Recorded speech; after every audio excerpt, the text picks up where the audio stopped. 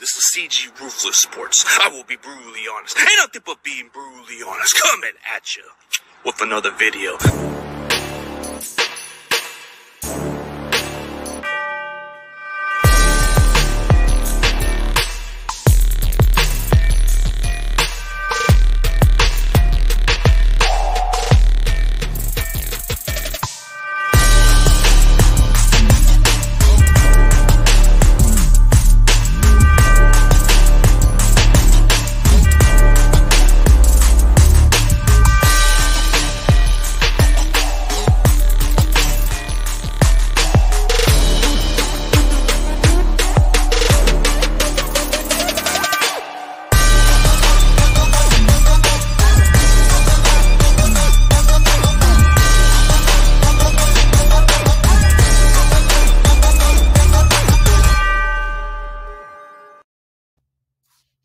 Ladies and gentlemen, please welcome Jerry Yang, man. What's up, man? What's up, man? Thanks for having me on. And, I've never seen your intro before, so that was quite exciting for me. And it's so weird to see you without sunglasses on. I don't think I've ever seen that before. So that was a treat for me, for sure. Well, yeah, man, it's been a minute. It's probably been a minute, like maybe a couple years back with Beast Rider. Yeah, probably when I first came in, I didn't have much of the shades. But now, when you watch the NFC West Network and what I do now, the shades are part of my persona. Just like the WWE, you look at the WWE's persona, that's how they are. Like, that's my character, but I'm sticking with consistency. Baby. Yeah, but it's actually kind of like what I'm all about, too. So it's like, I just go with it. Yeah. No, I feel you. That's pretty awesome, dude. So yeah, but for all those people who are not too familiar with you, where can they find you through social media platform? Yeah, man. I'm on Twitter, Mind of Jerry 11. Tweet mostly about Niners stuff, sometimes about wrestling. So feel free to follow me on there. I had a podcast, the Yay and Tane Show. We've kind of gone hiatus for a little bit, but the archives are still there. So if you guys want to listen, feel free to give a subscribe on there as well. Yeah, go check out. This is great to promote, so I've always listened to your show. Like, it's part of my work routine, have you on in the background. So it's like an honor to be on here. It feels like you're like in TV, you know what I mean? Man, I appreciate it, man. And yeah, dude, what I've been doing quite the off season was kind of interesting. I know I've been catching you on my comments, checking out the wrestlers mostly. That's been the interesting part. I mean, words for you. Yeah. Like I had like one of my other guesses was Buff Bagwell, Nick Dinsmore, and then I had the guy that you were on the comments with, Eric Watts, which he said he'll probably come back once again, maybe another time, but he's a cool dude. Yeah. That dude's a talker, man. I was watching a show. The guy could talk for the full hour and just keep going, tons of stories, right? So pretty awesome. Kept going longer. He kept going longer, and he apologized for going so long. I said, bro, I tried to stop, but hey, I let you go with it. And then after I was done with the show, this guy went in 30 minutes longer. Like, damn, bro. I think but he's a good dude. It's all good. I think he has a lot of stories. He's ready to tell it. You know what I mean? So you gave him the platform. So that was good. Especially the Arn Anderson story, the one where the incident. I thought that was a good story. Yeah, man. Arn Anderson. I think I remember that. That was some crazy stuff, dude. So, yeah. How much of the WCW days do you even remember? I don't know. I've only remembered from the Monday Night Wars, but I mean, he was going way back, in the beginning. So. Yeah, that was the beginning of WCW when they had Bill Watts running the front office along with Jim Herd and the rest of the guys. But I think Jim Herd eventually left the company, and then I think Bill Watts was on his way out too. So it was like, yeah, and then Turner took over after that, or Turner, his broadcast, all that stuff, and. Yeah, what's up, Roberto Hasty? Oh, he likes Steve Blackman, man. We got two words. Oh, yeah. What a throwback, dude. Well, that dude was martial arts. Like, he was kind of like. Remember his matches with Ken Shamrock? That was. Oh, yeah, that Lions Den match. Yeah, Ken Shamrock's going to the Hall of Fame this year, I think, right? So that should be pretty good. Is the WWE even considering to put him in the Hall of Fame now? Yeah. He's. I think they announced it on Raw. So. Oh man, that I haven't been watching too much of Raw lately because of my schedule and a lot of the stuff, but I've been keeping track of the storylines lately. Like, what do you really think of wrestling lately with WWE since Vince McMahon left? Dude, that's so much better. Like, honestly, it's bringing you back to the NXT days. The matches are better. The storylines are better. You know, there's none of this like 24/7 championship bullshit they were doing for a while. You know, it's like, I think it's getting 10 times better, man. Like, honestly. So I've been following it a lot more. Like, for a while, I did take a break because it was just crap storylines, dude. Like, they had like male models as one of the segments, and all of a sudden it's like a 24/7 championship. Then you got like Logan Paul on there, and it's like, what the hell am I watching here? You know what I mean? It's like a sideshow right there. Yeah. And then ever since Triple H took over, it's like matches have been longer, the talent's like more. You can tell the storylines actually mean a lot more too. It's bringing back to the old NXT days, you know, like when NXT was really good back in the day. That's what Triple H is bringing to the main roster now, and yeah, definitely check it out. And it's funny because AEW was kind of competing with WWE for a while, and AEW was getting pretty good. They had CM Punk come on there, John Moxley joined the company, Daniel Bryan, right? Was Brian Danielson, Daniel Bryan, you know, he joined. And they had so much momentum, you know, like they had all these guys, and you pair them with the guys they already had, like Heyman Page. You thought they had, you know, they were going to be the show to compete with, and then it just went downhill with that show pretty quick. It's kind of like the WCW days, you know. They had a lot of momentum. Yeah. They were beating in the ratings, and then it was just like downhill, you know. So, but yeah, it kind of reminds me of that, you know. I don't know if you've been following that drama with CM Punk last week, but dude, that was some crazy stuff, man. I just think that CM Punk. I think the fact that him winning the title was pretty much killing the company because, like, you're wasting opportunities with younger talent. Like, why are you not letting MJF get over? Let him be the top of the champion because that is your best guy right now. AEW, you have so much talent, but you have no purpose to put over those other guys. You're just putting over veterans. No disrespect to Moxley. He's all right, but he's not the top champion material. Like when you look at guys like MJF or Adam Page seems he's got quality, he's good, but man, Jericho at this point of his career, bro, he needs to like hang it up already. Like he should be more of a manager at this point, or do exactly what Taz is doing right now, just be a manager. Yeah. Or commentary. Commentary. And I agree. I mean, even like Cody Rhodes leaving was like the best move he's made, you know. Now he was main eventing a pay-per-view. If he didn't get hurt, I think he probably would be champion right now, you know. We'll see. I think they're waiting. So. Yeah, I think they're waiting for his return.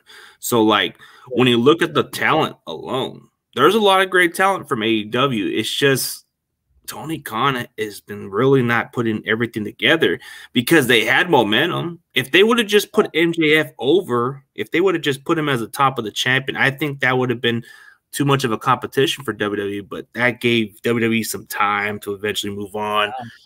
And then now you look. He was gone for 3 months, man, like a quarter of the year. Like that's your top guy, and you're not going to put him on TV. That's whack, you know. Like you said, it's like. To me, I think MJF is the best wrestler right now, period. You know, like from life skills and from wrestling ability, he can put anybody over, I think. And he's always in character. Like even if you see him in interviews and Twitter, he's the same guy, man. So to me, I think he could be one of the best if he can, you know, stay out. And it seems like 2 years from now, his contract's up. I wouldn't be surprised if WWE picks him up, you know. So then AEW, forget about it, man. If you don't have MJF, it's done dizzle there, you know. Yeah, you need a top heel like him. I mean, don't get me wrong, Ethan Page is another good one. Also, I like his mic skills. He gives you that young Bobby Roode type of mentality. Like, I mean, there's potential with AEW, but man, the roster's pretty damn stacked up. So it's like it's the same exact situation with WWE when they have too much stacked rosters. It's hard to put over certain talent. But now that Triple H is full. When Triple H is fully in charge now, the best thing he's ever done lately is making Karrion Kross become his own self. Yeah, that I like was quite a change for him, huh? Like once he's back, it's great. I hear one of you guys gonna miss Dark Side of the Ring. Yeah, I Oh, miss I that love too. those storylines. I love some of It's them. dark, man. Some of them are dark, like the Ric Flair airplane ride one. Oh man. Oh, dude, the Gino Hernandez one was kind of like the most intriguing one out of all of them because the guy had top talent quality. He could have been one of the top guys. If you're looking at guys like MJF and those other guys, that was the MJF before the time, or the Miz. Yeah. I mean, he was an arrogant, cocky heel. If he was not doing what he was doing back then, bro, this guy would have been a top star by then because everybody was talking about how he had the it factor and how he drew heat.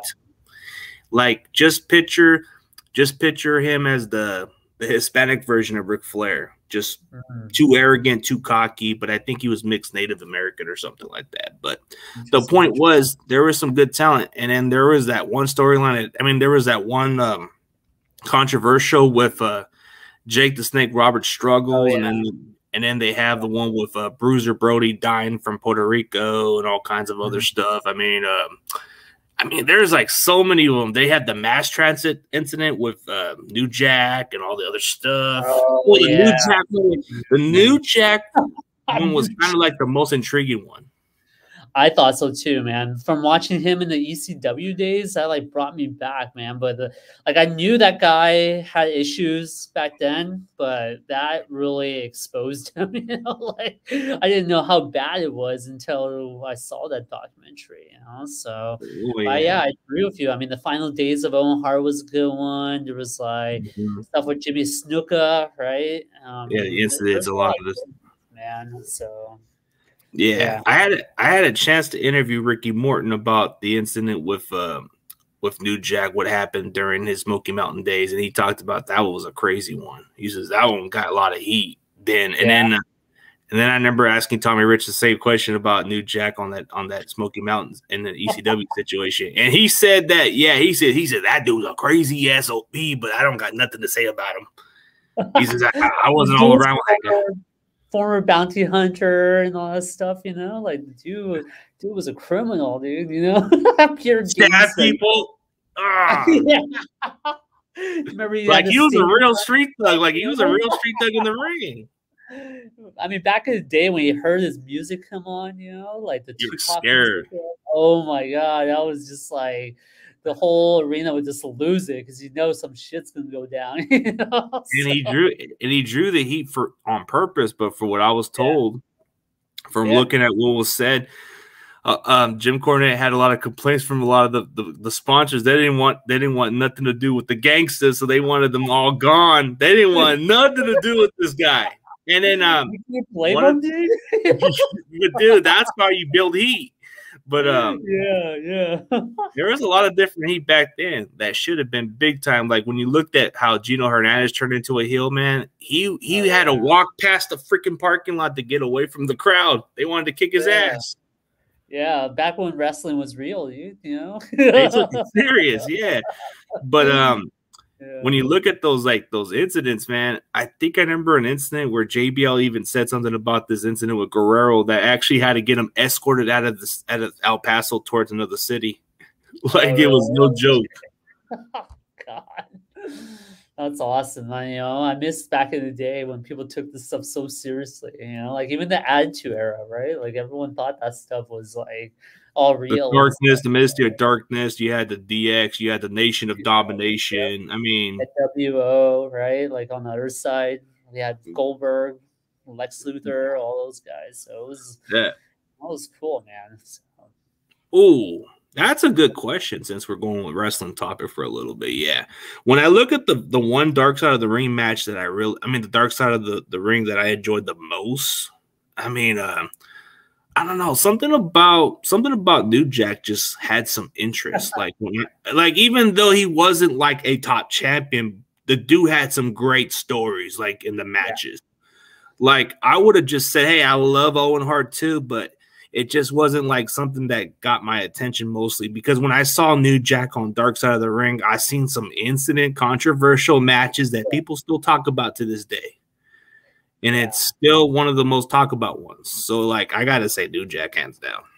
And for me, it's a Montreal screw job. You know, I think that was one of the times that I knew most of it, obviously, because we've watched, you know, it live, and there's so many other documentaries about it. But I just thought it was so well done the way Darkside did it. So, you know, to me as a kid watching wrestling, that was one of the biggest things that happened, right? When Bret Hart got screwed and ended up on WCW next night. You know, that was unexpected, and it was all a shoot, right, in the back end. So it was quite, for me, that was the most memorable in terms of an incident and the episode being like well captured. You know? So, oh yeah, it's still one of the most memorable ones in history. But when you look at something that you want to enjoy, something that's kind of controversial and entertaining, I just thought watching New Jack had some perspective. Like, man, everybody's going deep into what he was as a person. And then when they looked at his matches, man, there was a lot of demons in that guy in the ring. Yeah. And, there was a lot of stuff. And this is why I brought in Ricky Morton and Tommy Rich in the show, because I wanted to see what they had to say about New Jack. Because when you work with a guy like New Jack, I'm pretty sure they had some stories about it.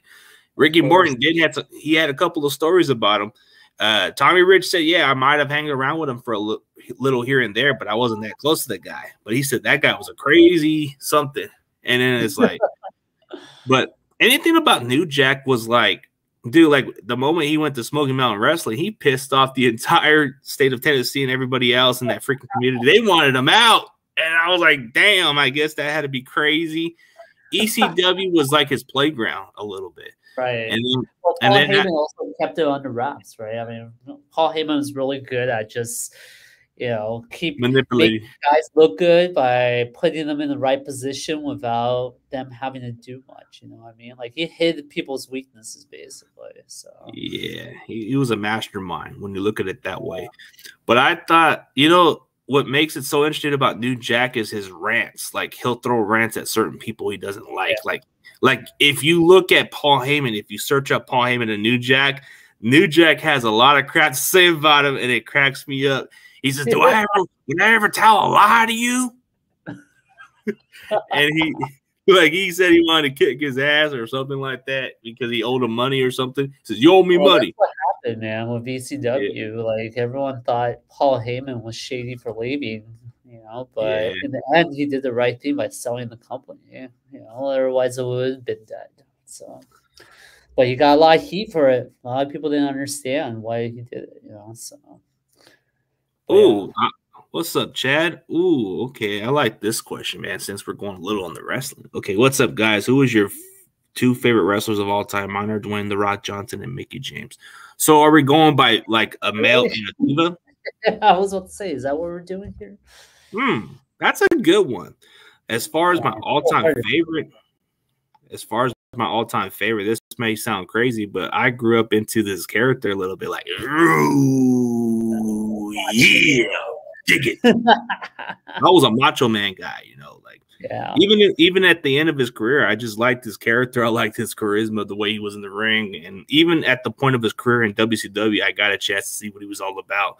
But as a diva, I gotta say, Chyna was the most gifted wrestler out of all the divas. Like, she was exceptionally great in the ring, but people keep talking about her work, but she got over. Right. Like, name a diva who won the IC title twice. Oh, wait. There's none. Of course not. Well, my favorite is like a tie between Bret Hart and Shawn Michaels, you know, HBK. Those were, to me, some of the best matches from both guys, and guys that once they feud with each other was actually really, those matches were awesome, right? Like, if you go back to the Iron Man match where they, you know, supposed to be the best fall, but they only have one because no one wanted to put the other guy over. It was like a sudden death. Yeah, I went to sudden death, right? So that was a good match. And then him with Razor, like HBK with Razor in the ladder match, I think that made Razor's career, you know? So to me, you know, both guys to me are, you know, I can't pick between the two. Let's put it that way, right? And then okay, so just put it like Yeah, and then women's wrestling, I would say Sasha Banks, dude. Like for me, in terms of talent and getting over and actually making me interested in women's wrestling outside of a panty match, you know what I mean? Like they brought credibility. Like to me, Charlotte and Sasha Banks, and especially Sasha Banks, brought some credibility to the women's division. So I mean, on a short time that I got to enjoy a diva at one point watching matches besides China, I just thought China was the most talented out of all of them. But if we're looking at the ones during my time I grew up watching, dude, Melina during her prime was something spectacular. Like, yeah, I still got one of her autographs to this day. yeah, I wouldn't put her as one of the best, but she was good in her prime. Like, dude, like name any other diva who can do stuff like that. Straight up. Yeah, for sure. I mean, it's a different time too, you know. I mean, like you had people back in the day like Trish Stratus and stuff like that. Oh yeah, Trish Stratus was the shit. Yeah, dude, it's hard. It's hard for me to even choose. You had to pick one, man. But China to me is hands down. Yeah. But Strowman came back to the WWE. Speaking of him, Triple H brought him back, which is interesting. Brought him back, man. So let's see what he does for him. You know, that's what I'm curious about. But yeah, I'm glad he's back. Is Triple H controlling his narrative at this point? He's controlling everyone, man. He's the head of creative now. So he's killing it, bro. He's hammering the competition. Oh, I can't stand Jillian Hall singing. Oh my God, she was like the Britney Spears of pro wrestling. Like she couldn't shut up. Oh my God. Yeah. Oh, that's a good throwback too, man. So, dude, like if I had to go with one of my top 5 wrestlers, I mean, I say Macho, but man, I love me some Eddie Guerrero at times, man. That dude was something, but it's hard to get somebody like him. Like to this day, Guerrero is like one of those guys that is underrated. Nobody gives his nephew enough credit also for being one of the most underrated wrestlers. Like he should get himself in the Hall of Fame. Chavo, he deserves that recognition because he's won the cruiserweight title like so many times, won tag team titles, won a lot of titles all over the world. And even though the title meant nothing, he did win the ECW title. Isn't that like kind of like a stepping stone to being on the top of the mountain? I guess so. So, but yeah, no, I agree with you. I mean, that's why I said Sasha Banks is one of the best wrestlers. So that's for the way she wrestles was Eddie, right? So, you know, like her mic skills, the way she goes in the ring, she's very quick and she does some extravaganza moves that you cannot even take at the next level. Like you said, there's a lot of great divas. Charlotte Flair is just a natural athlete. She just has that genes to succeed. Yeah. Mickie James was exceptional too. I mean, Trish Stratus in her prime, she was something special. I mean, even at her age, she still got it. Yeah, they had her on like a couple weeks ago, you know. She still got the looks, you know what I mean? Even at that age, she still got it. Like, I don't know. Still got it for sure, man. So. Mickie ain't even retired yet. She ain't even retired yet. I think she has her final match in TNA. Yeah. Definitely. Yeah. Definitely appreciate it, Roberto. Yeah, hopefully everybody checks out my channel. But check out my boy Jerry Yang when you guys get a chance to. But yeah, last year I got a high school buddy into wrestling. He never watched wrestling before. Now he loves it thanks to me because of the hot females. Dude, that's what most men want to check out these days is the hot females, bro. Like straight up.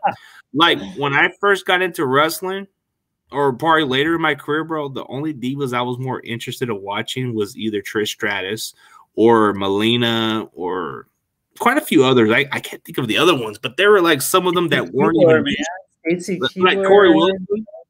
Corey Wilson, yep. So Stacy Keibler was all right, but then you had some good divas that were there, but they just weren't used that way. Like you had Candice Michelle. I mean, you had I mean, there were so many good ones. Like there was a lot of them that could have been top talent, but I think they were exactly what you call eye candy. So they weren't like all that. But that's what most men were interested, like especially the bra and panty matches. Dude, that was the days when we watched those matches, bro. Go back to your Peacock network, go check those out. Yeah, bra and panty matches during the Invasion days. They had this match on they had this match between Tori Wilson, Stacy Keibler, Trish Stratus, and Lita. And Lita, even at her prime, was something too, but she was a hoe. She was trying to mess with Edge, and she was trying to mess with Edge behind Matt's back, which was cold. That was fucked up. Man, I think I can see why Edge wanted to hit on it and didn't give a shit about Matt's friendship. Like, I'm taking her. Man, that was a crazy storyline. I guess they made it into a legit thing. Yeah. It was. Yeah, it was a shoot, man. So. Ooh. Okay, I guess he's talking something about boxing or something. Canelo or Triple G. I don't know, man. I don't watch boxing like everybody else, but I've heard a lot of the hype. I heard a lot of the hype on Canelo, so I'm going Canelo then. If he's that good, like the way, if somebody keeps saying he's that good of a boxer, okay, I'll go Canelo then. I'll pick Triple G just to be the opposite. You're taking the cards off of me, man. But yeah, man. Oh, do you think Sting will ever retire from wrestling? Like, when is Sting gonna ever retire, bro? This guy is ageless. This guy is Ric Flair of this era, but he still hasn't retired. Like, I'm hoping at some point he does. Too, like Taker. Remember how long Taker was in the business? Yeah. So I think Sting, the way he's going right now, he can probably stay for a long time because he's not really wrestling that much. He's kind of being Darby Allin's mentor, yeah. So, like they have him for a few pay-per-views. So he probably wrestles, like 4 times a year or something like that. So at that rate, I think he could probably go for at least another 4 or 5 years, in my opinion.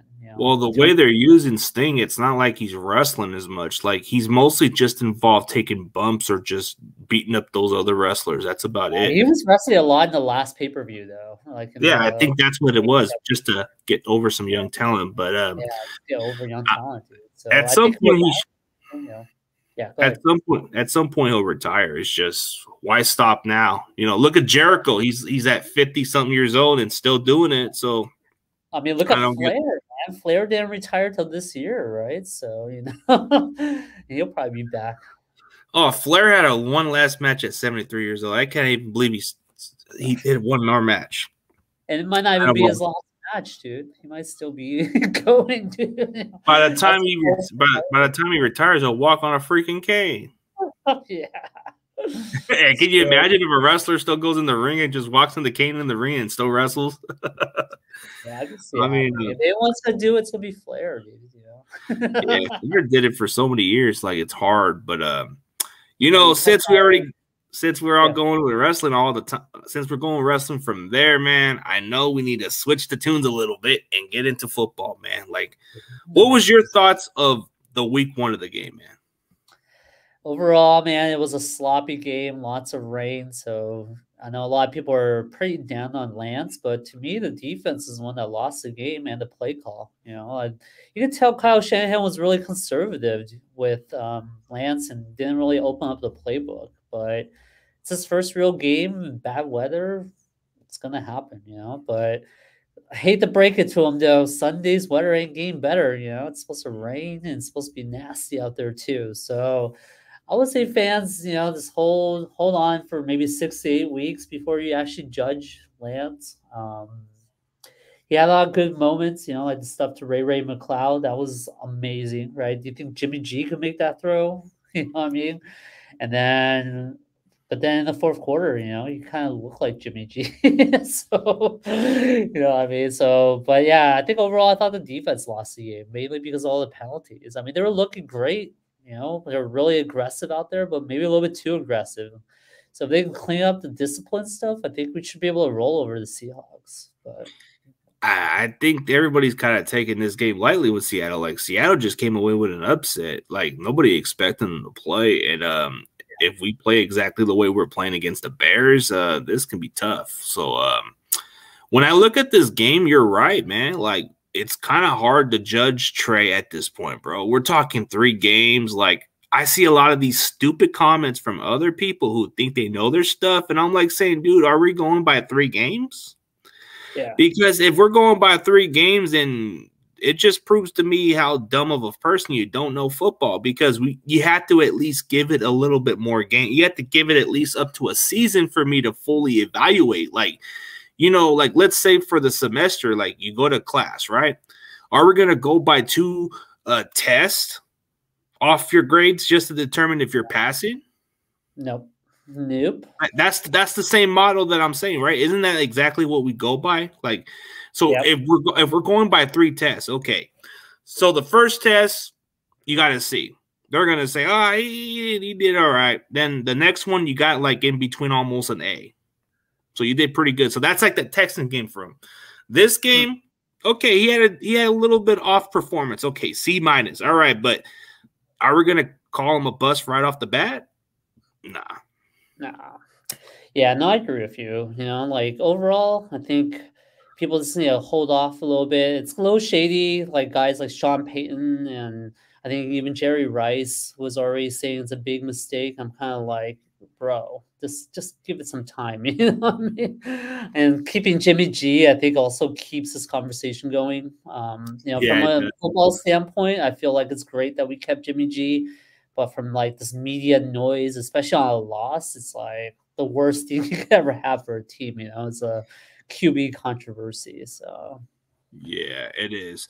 Oh, let's just answer Chad's one more question about wrestling. This one's kind of a question I've been kind of had on my head a little bit lately. Like, is Bray Wyatt going to even make a return? Because honestly, bro, this is game changer if the WWE brings it back. Because if AEW were to bring this guy, this would be game changer for them too. But bringing Bray Wyatt back to the WWE, bro, all bets are off. This is a guy that you want to bring back. And I hope this is the case, bro. Build his storyline the right way. Build him the right way. Maybe he could be the guy that beat Roman Reigns for that title. Yeah, no, I agree. I mean, the Demon had so much momentum, and then Vince basically ruined it, you know? And they had a lot of creative differences, and that's why he left. But from what I heard, last I heard, he's looking for a big contract. So I don't think AEW is going to pick him up. There's no way, right? I think right now AEW's budget's going to be really tight. I don't know if you heard about the whole Warner Brother Discovery deal. Just like WCW. Yep, WCW. They're pinching pennies right now because they're about to do this merger, and AEW's on the chopping block. You know, like AEW might get cut off of TV. I wouldn't be surprised if that happens. If it happens, all these guys are probably gonna, you know, probably leave AEW. So I don't see Bray Wyatt going in that situation, especially with the CM Punk and the Young Bucks situation's not looking good for them. CM Punk is putting AEW on a hostage, man. Yeah, man. So I don't think there's any other way. I don't think any other company can afford them. I mean, it's not going to go Impact, right? So Impact's actually kind of like decent right now, but it's not that but bad. They're not going to bring Bray Wyatt, you know? They're not going to be able to afford him. You know? They won't. So I think if I had to guess, I would say the Rumble is where you'll see Bray Wyatt back, maybe sooner. But I would think the Rumble, he'll probably be a surprise entrant. But maybe they'll lead up to it, right? Like a TV starts cutting out a little bit, you know, like a little bit of a lead up to it. But yeah, I think it'll be. Oh, to answer your question, I don't really watch too much of UFC, but every now and then when I get a chance to check out UFC, it excites me a little bit, but I'm not like as big like everybody else. Like, especially Nate Diaz, I like him. I think he's one of those UFC fighters. I think he's like one of the guys that I watch sometimes. In my early years, I used to watch when they had Tito Ortiz. They used to have Chuck Liddell, the Iceman, and then Rampage. I don't know. I just didn't like later in my early years. I just didn't really care for UFC at that point. But I started getting back into it because of Ronda Rousey at that point, and then I just wasn't that impressed with Ronda Rousey, and I'm not even impressed with her in the ring. Like I feel like she puts danger in the wrestlers, and it's not good on her part, you know. So like. But she's as far as right, I mean, all these part timers that Vince was so in love with, you really didn't give the strap. Brock Lesnar, Brock Lesnar winning the title, not even defended within the months or something. Is stupid. It's not good for business. Man. And then Goldberg as your part timer too. Like, come on, man. It was downhill when they took it off of Kevin Owens, right? Like when Kevin Owens had to squash Goldberg, like you kidding me? You know, that's why I like turn off the TV. It was all pissed off, you know what I mean? Yeah, but I mean, to answer your question, Smoking, I like UFC in some perspective, but I don't watch it like everybody else. I'm not too much of a fanatic of it. So I used to have a tap out shirt. I used to wear one of those tap out shirts and all those other gears. So In my early years, you can say I was kind of like a Tito Ortiz guy, but it's just not entertaining for me anymore. Yeah, like you grow old out of it, but I still watch when I get a chance. Yeah, give Trey Lance 3 years. Let's give it at least a season or two. I mean, I would say a season, man. You can't wait 3 years, mainly because the roster is a Super Bowl roster. The only you're right about it. Is quarterback. So I say give him a season and see how it goes, and then go from there.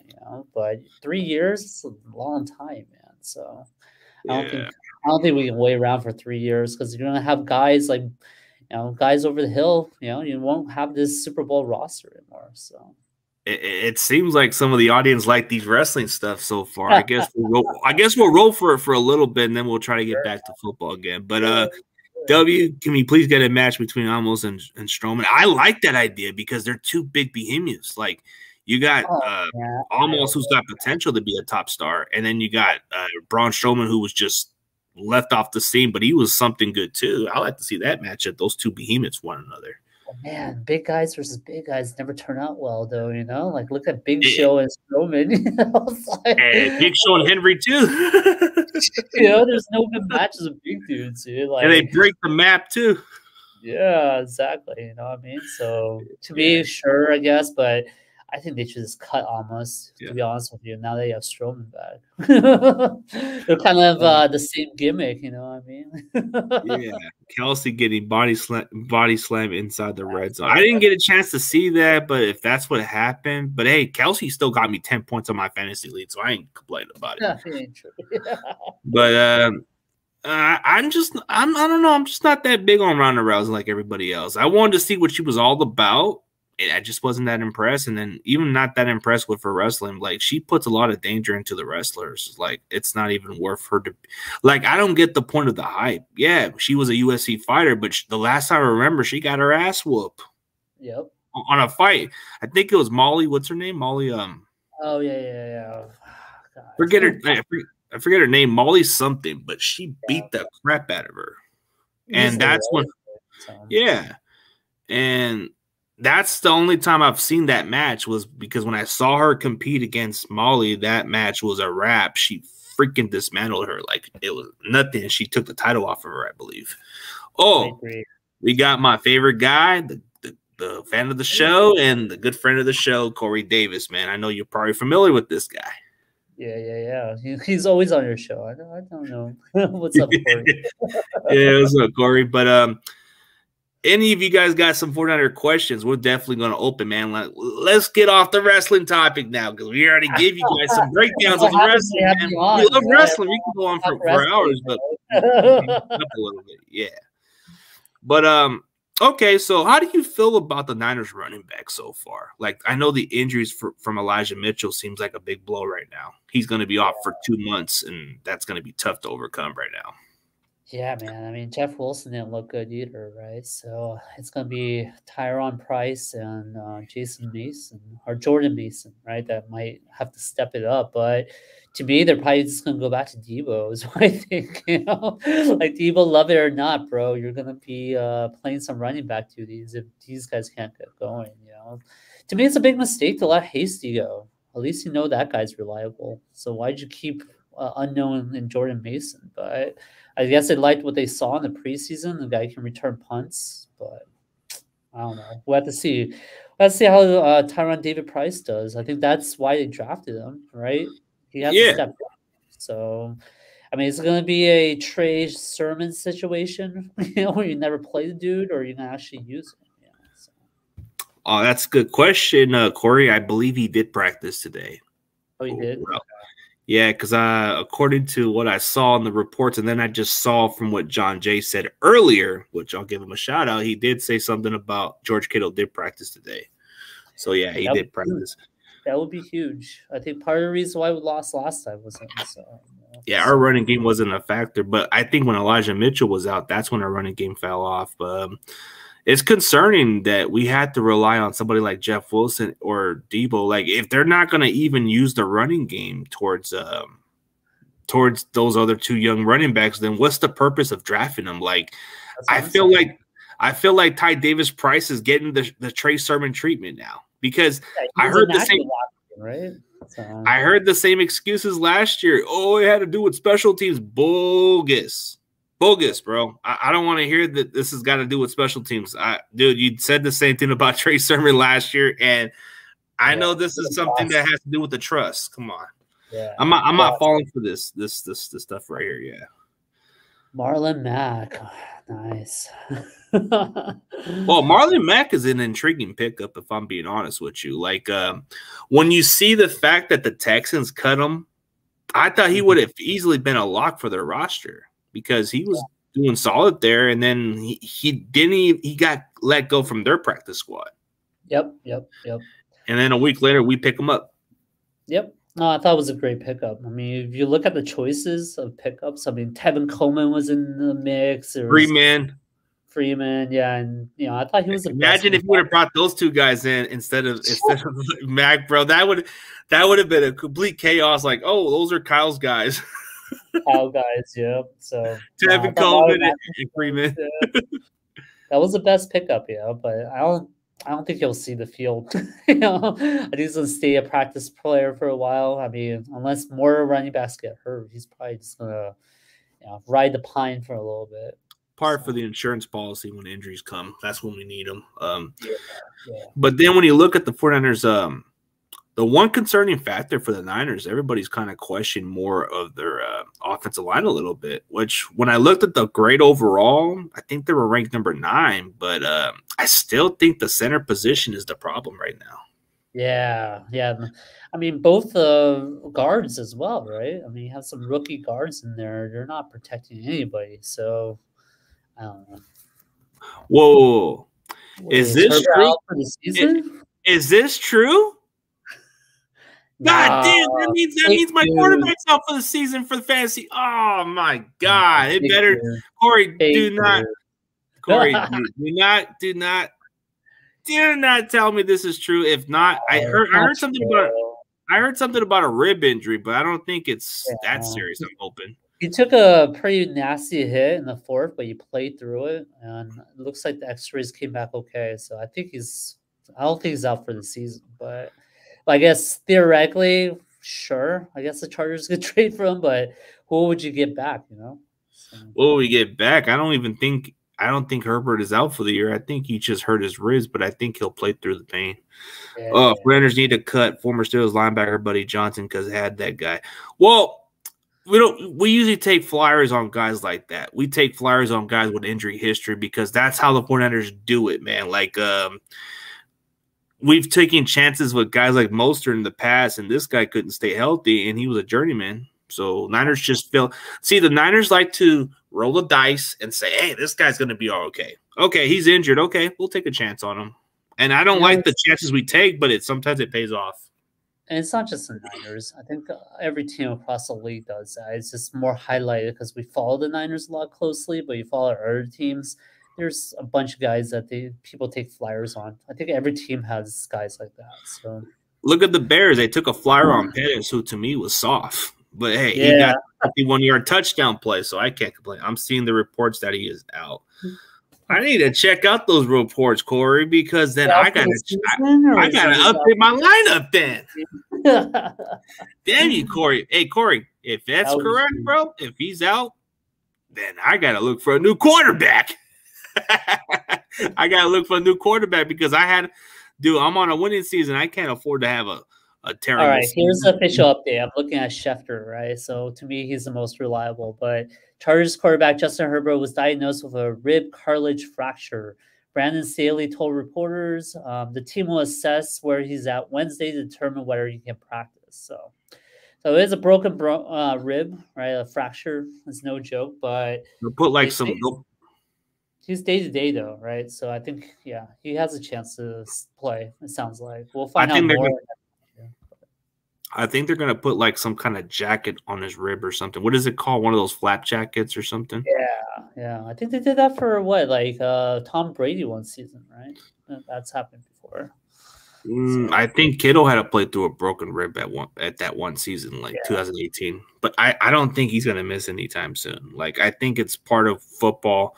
I think if he would have tore his ACL or had something seriously, then he's out. But if it's something to do with the rib area, some of them could just suck it up and play through it.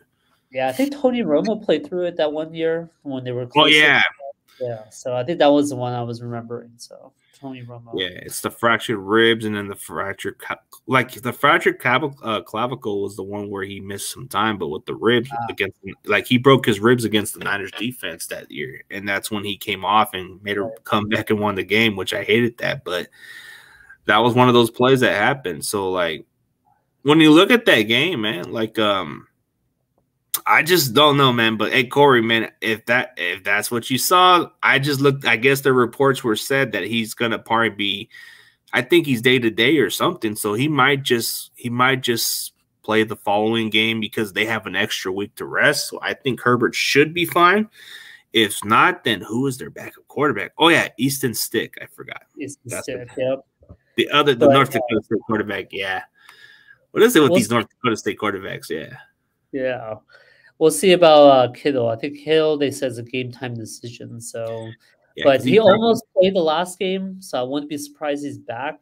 They're probably being really careful with him for the last game. So, if Kittle can come back, that'll be huge. So, yeah, he did participate in practice, so that's a good sign. So there's a game time decision when it's usually when it's game time decision, it's a bigger chance that they do play at this point. Like it can be shut down quickly, but it gives you the chance that if it's game time decision, more than likely Kittle ain't gonna say no. He's gonna say I'm coming out there.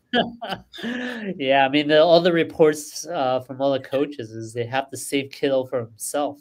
So yeah, I mean that's he'll play every game, right? But I don't think the coaches want him to do that. Yeah, I mean, if you look at the quarterback injuries, the Cowboys are going through something right now with Dak. So it's like, if that's the case, then if Dallas were that desperate, we would just trade him Jimmy right off the bat. Like, hey, Dallas, you want your quarterback? There you go.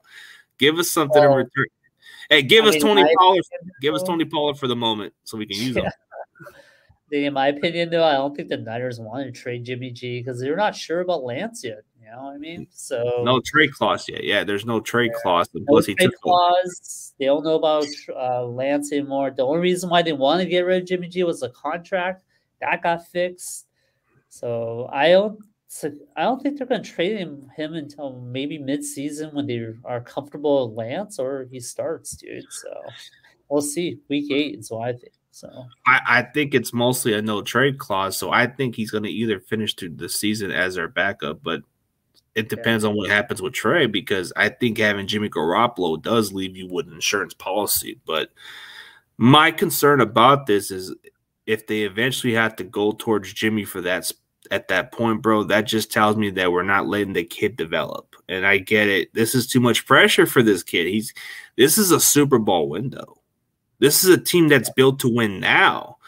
So you're putting your hands on, you're putting your basket on Trey Lance to take that team. And it's asking too much for a 22-year-old quarterback, but this is the pressure that he's going to have to take. I mean, it's quarterback played one season too, you know what I mean? It's like he doesn't have a lot of experience. So to me, it was kind of crazy that they made that move, but we'll see how it goes. Yeah. Any news on Jimmy G?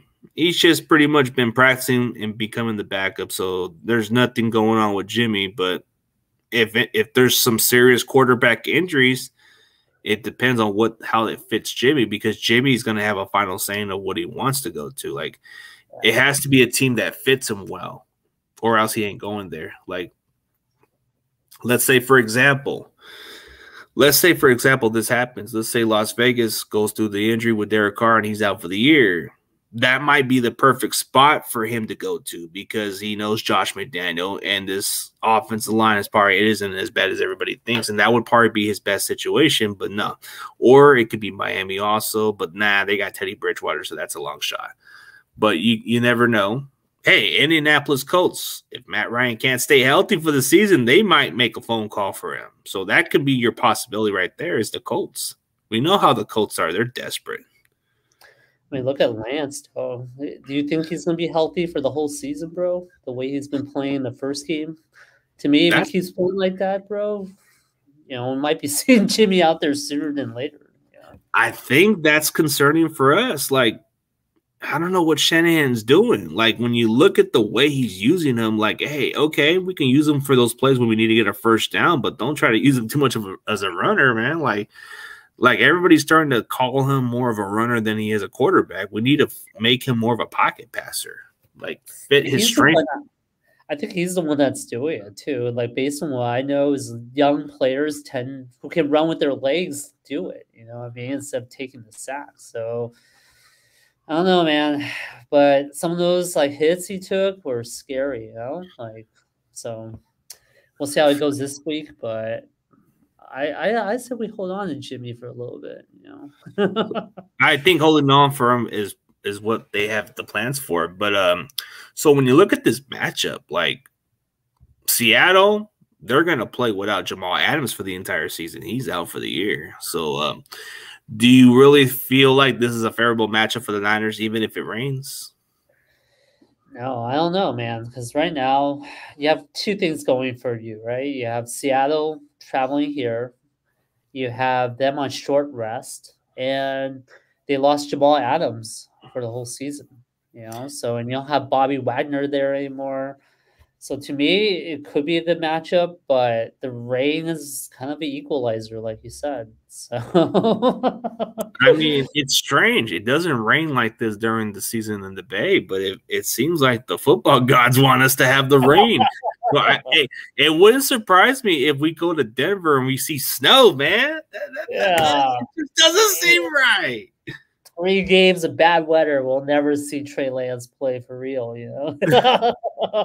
Hey, that's the story that everybody wants to know. Well, what if he played better weather then? Then what? But, dude, like, can you imagine that we go into this Sunday playing in the rain, and then the following week we go to Denver in the snow? That would be weird, right? That would be such a bizarre chain of events, you know. And then go to SoFi in the rain. I mean, go to Levi's in the rain again. Like, oh man, come on. But I don't think it's gonna be like that, man. I don't think. I'm hoping it's not. But I'm hoping it's not. But well, you never know. You just never know. It wouldn't surprise me because Denver does get snow over there, so it's like it's true. But, plus the elevation too. That's gonna be quite the matchup, man. So yeah. But as far as your X factor, which player do you feel like on the 49ers needs to step up this week? I mean, besides the obvious Lance, right?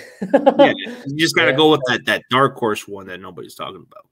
But to me, the running backs, I think, has to step up more from McGlinchey. I think McGlinchey gave up a lot of sacks again. He's the same old McGlinchey, you know?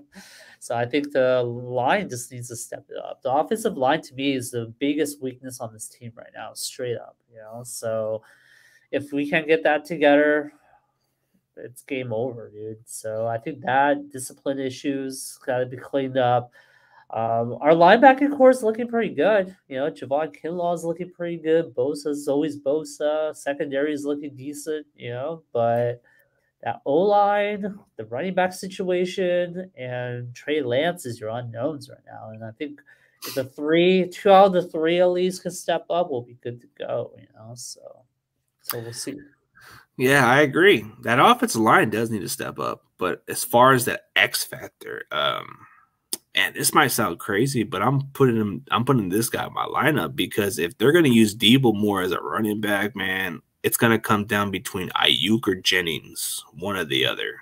I think one of the other is going to have a breakout game. But it wouldn't surprise me if it comes down to Jennings because Jennings, he had 4 catches and he actually did the most out of it. And I think it's important to have chemistry. Sure, Ayuk has chemistry too, but I think it's going to be evenly fair. But if we just let Debo be a wide receiver, I can see it come down between him and possibly Ayuk. But it wouldn't surprise me if they just start using Debo more as a running back once again, which is crazy. Gotta pay the man if they're going to do that, right? So, but no, I like your pick. I think Jennings showed some stuff in the last game too. Same with Ayuk. So, you know, to me, the right receiver game is pretty solid, you know, and if you get Kittle back, the tight ends will be solid. I I don't know, man. I think the next comment is kind of my fear is the O line. So. Yeah, no, the one thing that's scary about the O line is the center position. I don't feel like the center position in McGlinchey, that's pretty much the only concern. Yeah. Like as far as my football grades towards those linemen, okay, Trent Williams, he plays great. He has his moments, but he hasn't looked bad. So Aaron Banks, okay, I'll give him a solid grade. He did all right. Like he wasn't the worst by any means. He did pretty solid. Jake Brendel, yeah, you're ranked the worst, and you had no business starting this game anyway. So I don't know why they even give this guy a chance when he's been around the lead and he's a journeyman for a reason because he can't block. Spencer Burford, he actually had one of the best pro football grades by far for the position. So, like, despite the one block play, he actually held his own and no pressure. So, the run blocking, if you check out the film of what he did, he was able to open the lanes more. He's very quick. He's very feisty. Pass block, forget about it. You're getting manhandled by that guy. I just thought of a dark horse, maybe Kyle Juszczyk. They didn't really use him much in the last game, but you got to use him. I feel like they need to use him a bit more, if anything, on blocking, opening up holes and lanes and stuff like that. So they have to go back to that a little bit. I think they went away from using the fullback, but this is what the team does best is during the run game and having Juszczyk there as well, So we'll see. He's a playmaker, right? Like that's why you gave him all that money and you're still playing with a fullback, So yeah, use him as a weapon more. I thought he's I thought he's an offensive weapon, not a fullback. Yeah. I mean, come on, man. I mean, he is a gamer, man. He's good. It's just we're not using him. He was a tight end in college, so he's more of a gamer. Like he can definitely be one of your tight ends out there if injuries happen too. So don't let the size fool you. He was a tight end in college. That's true. So so that's my dark horse. Let's see if we can get Kyle Juszczyk back in. So.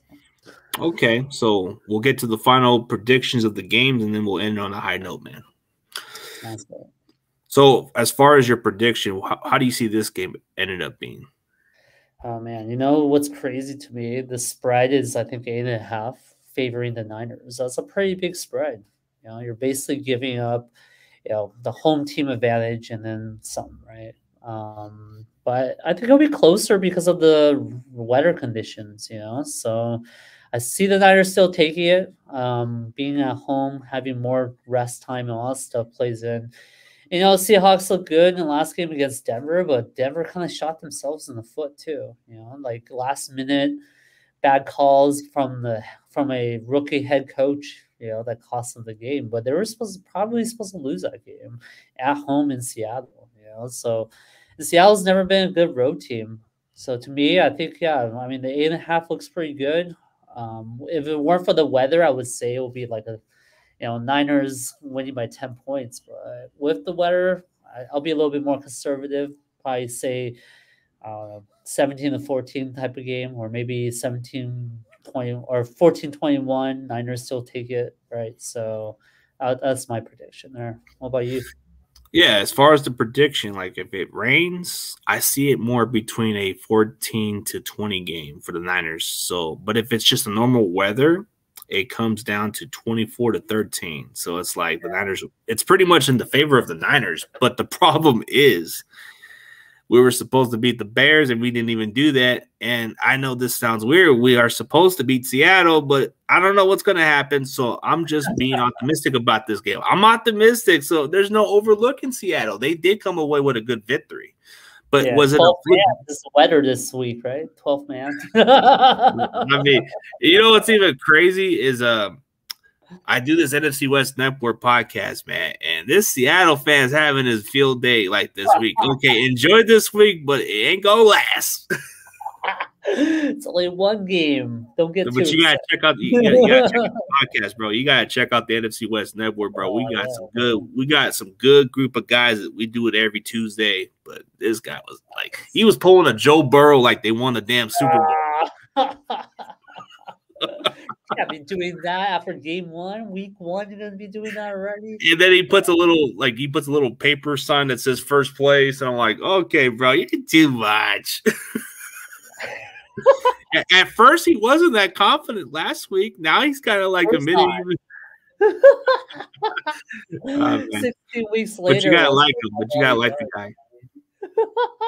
But you gotta like Squabble for that, man. That dude's funny as hell. Yeah, you gotta give him something, right? I mean, Seattle, there's not much to look forward to this season, so any victory is a victory for them. Hey, any way to get me full. If Gino's looking like good, then I guess I'm getting fooled by this advertising. I don't know, but we'll see.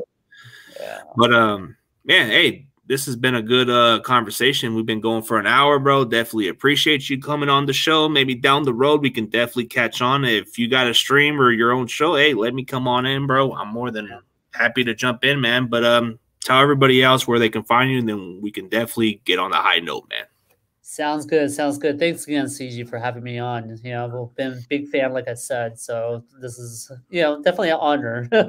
And love talking wrestling with you and all that stuff. So follow me at MindofJerry11 on Twitter. Yang and Tank Show, we're a little bit on the hiatus right now, but probably come back sometime next year. So make sure to give me a follow on YouTube. And yeah, just follow me on Twitter is the best way. Down to talk to people through DMs or through tweets and all that stuff. So yeah, shoot me a tweet if you want to talk wrestling or Niner Ball. Yeah, this is what I like about Jerry. He's versatile. Like, he doesn't just do 49ers talk. He does wrestling talk, man. You gotta like it, man. Yep. If you're in that same lane with him, man, then you should have no problem going on for hours. Yeah, for sure. All right, man. So as always, CG Ruthless and Jerry Yang is out, and we'll catch you guys later. Peace.